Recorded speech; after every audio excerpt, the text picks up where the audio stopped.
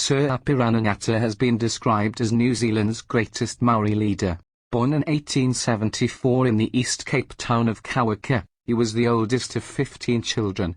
In 1893 he became the first Maori to graduate from a New Zealand university. He was a prominent politician and lawyer, serving as a Member of Parliament from 1905 to 1943, much of that time as the Minister of Maori Affairs. He died in 1950.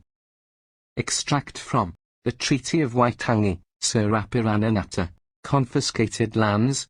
In conclusion, I would just like to say a word about the lands that were confiscated by past governments. Some have said that these confiscations were wrong and that they contravened the articles of the Treaty of Waitangi. The government placed in the hands of the Queen of England the sovereignty and the authority to make laws. Some sections of the Maori people violated that authority. War arose from this and blood was spilled.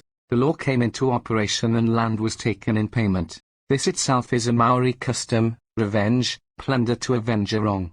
It was their own chiefs who ceded that right to the Queen.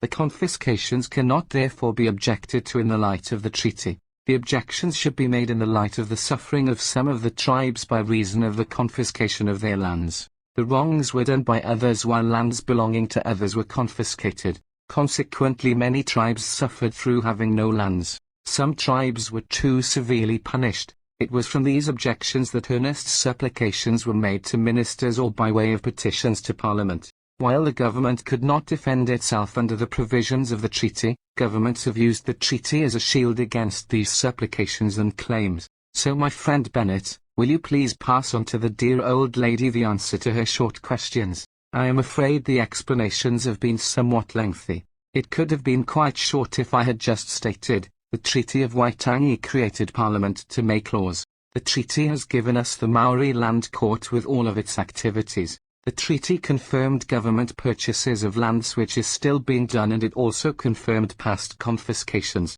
The treaty sanctioned the levying of rates and taxes on Maori lands. It made the one law for the Maori and the Pākehā. If you think these things are wrong and bad, then blame our ancestors who gave away their rights in the days when they were powerful.